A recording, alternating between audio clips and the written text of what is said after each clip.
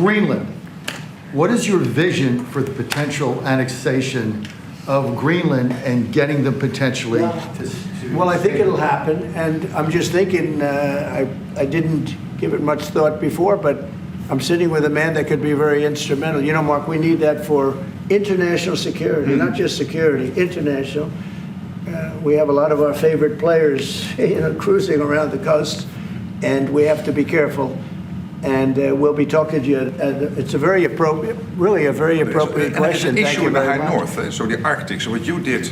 So when it comes to Greenland, yes or not joining the US, I would leave that outside for me, this discussion, because I don't want to drag NATO in that. But when it comes to the high north and the Arctic, you are totally right.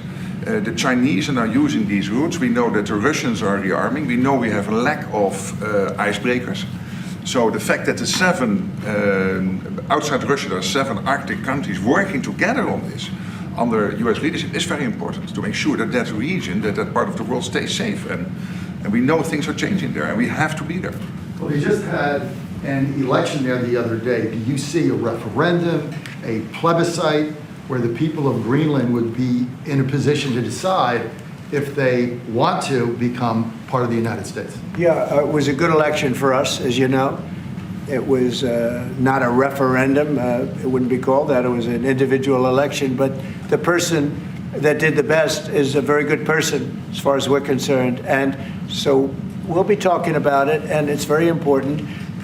Mark mentioned the word icebreaker. So we've ordered, we're in the process of ordering 48 icebreakers.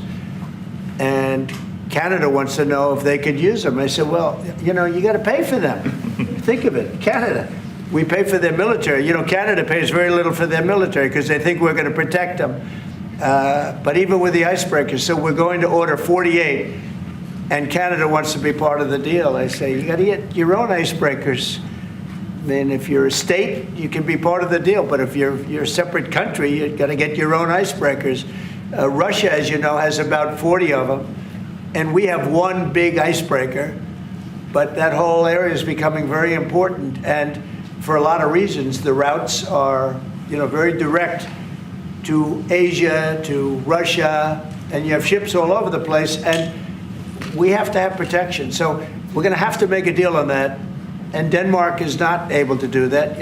Denmark's very far away and really has nothing to do. What happens, a boat landed there 200 years ago or something, and they say they have rights to it. I don't know if that's true. I don't think it is, actually. But we've been dealing with Denmark, we've been dealing with Greenland, and we have to do it. We really need it for national security. I think that's why NATO might have to get involved in a way, because we really need Greenland for national security. It's very important. We have a couple of bases on Greenland already, and we have quite a few soldiers, and maybe you'll see more and more soldiers go there. I don't know. What do you think about that, Pete? So, don't answer that, Pete. Don't answer that question. But we have bases, and we have quite a few soldiers on Greenland.